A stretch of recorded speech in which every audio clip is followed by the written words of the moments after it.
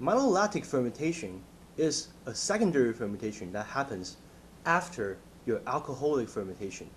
It's actually done by bacteria that converts your malic acid, what you see in green apple, to your lactic acid, what you see in milk. So it gives us a more softer, rounder acidity instead of your harsh, striking acidity. This often happens for wine that involve aging in oak or other substances. Welcome to episode 2 of The Student with Wine Glasses. Today, from this day on, I would like to take you through an introduction to all the different important grape varieties in the world. And we want to start with Chardonnay. Now, why is Chardonnay so important? Because Chardonnay is contribute a huge portion of our market in the wine industry. Because the Chardonnay grape is very adaptable. It can grow anywhere, almost anywhere in the world. And then, at the same time, it's also very, very low maintenance grape, unlike Pinot Noir, which is very high maintenance. Now, this contributes to the widespread of Chardonnay. At the same time, Chardonnay is very manipulatable. So as a winemaker, you can manipulate it in any different way you want it to be. However, Chardonnay do have its downfall. For example, in warmer climates area such as Napa Valley, what you often get is Chardonnay without any kind of acidity, because when the climate is too warm, the Chardonnay loses the striking acidity that I often find in the French counterexample. It does best in well-drained, chalky soil or limestone soil, and that is what exactly you have in Champagne, Chablis, and Burgundy, and that's where Chardonnays are most well known for. Other regions such as Monterey County are very good for Chardonnay, Russian River Valley, even Washington State, that they all have very good amount of Chardonnay production. And Chardonnay, when it's done without any kind of manipulation, such as stainless steel fermentation, no aging process whatsoever, it often gets a more of a fruity nose with fruits such as mostly pears and apples, and lemon peels, lemon juice, or if you get a riper variety from a warmer climate, you get more peachy and all the way towards more mango, pineapple. Sometimes a more oxidized version of Chardonnay, you'll get a more tangerine kind of component on the nose. And Chardonnay, at the same time, is also very good at capturing terroir with a minerality, chalkiness, a limestone, so on. When Chardonnay is aged in oak, it displays a very different flavor profile. You get vanilla, you get toastiness, you get smoke, you get caramel, and sometimes even you get honey. And that's very, very nice. At the same time, if it's gone through malolactic fermentation, what you often get is a buttery nose, a more thicker component, and a softer acidity. And that gives you a more of a rounder flavor profile, a full body appearance of a wine. For this reason, Chardonnay is widely liked by a lot of people because it can be done in every single way possible out there. Now today I would like to review you this. The Mer Soleil Chardonnay.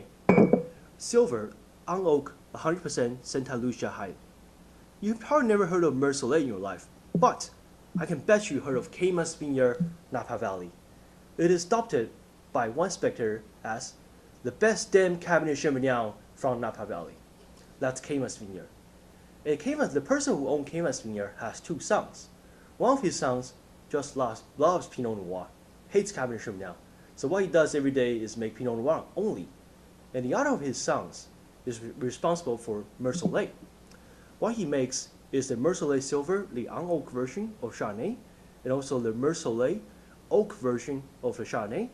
At the same time, he's involved in a project called Conundrum, which makes a wine that has a different blend every single year. And it's always a conundrum to guess which blend it is, which grape involved. Now, for this one, it's very important from Santa Lucia height. It's one of the important areas for producing Chardonnay and Pinot Noir in Napa Valley, in California. The reason is because Santa Lucia height is just like the name of the winery, Mer Soleil. Mer means sea, Soleil means sun. So in the morning, in the growing season, in the morning you have early morning fog covering the whole vineyard, so that way the vineyard doesn't heat up too badly when the sun comes out. And then you get a good amount of sunlight all the way till the afternoon. And in the afternoon, what you get is a chilling wind going towards the sea. and that way it cools the vineyard and at the same time drying the moisture of the grape. So that vineyard side is very dry, but gets enough sun to ripen the grape right correctly. At the same time, having a good amount of colder climate component, keeping the acidity higher instead of having a flat acidity like other warmer climate Chardonnay. So this is the unoak version. The reason I want to do unoak version is because it's easier to start with wine that are completely free of manipulation. So you taste the grape varietal first in the terroir instead of the oak or whatever other treatment goes into it. The winemaking process is what involves the use of stainless steel tank and, most importantly, in concrete cement tank. Those concrete cement tank are specially made from France. Now, the reason why they want to use concrete instead of using stainless steel is because concrete cement tank are more porous. Now, inside the porous hole, you have air. So when wine is being aged and fermented in that porous situation, it gets a little more feel like an aging process, more kind of smoother its age, smoother the sharp edges, make it a little softer, instead of such striking acidity as in stainless steel situation.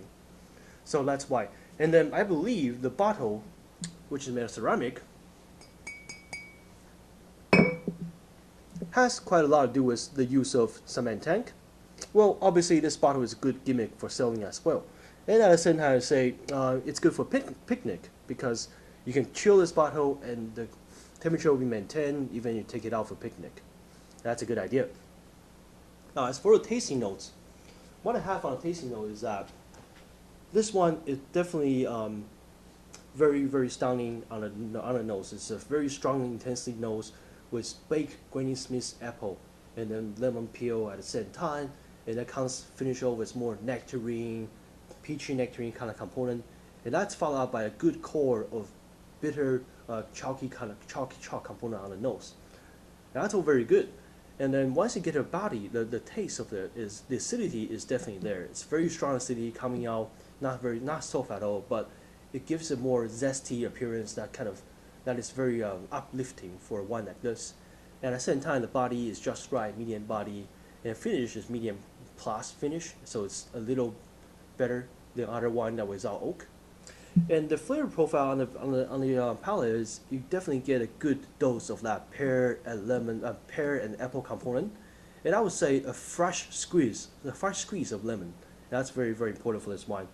However, I kind of lose the minerality that I get on the nose, on the body.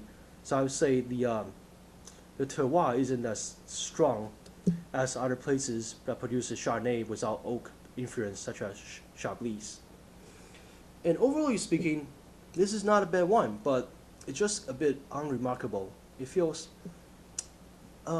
just a bit boring. Yeah, that's what the word boring. So here's my point, 87 points for this wine, and one spectator give it 91 points, which I think it's overrating it. Now, next week, I'm going to Vancouver International Wine Festival, so there will definitely be a video on that.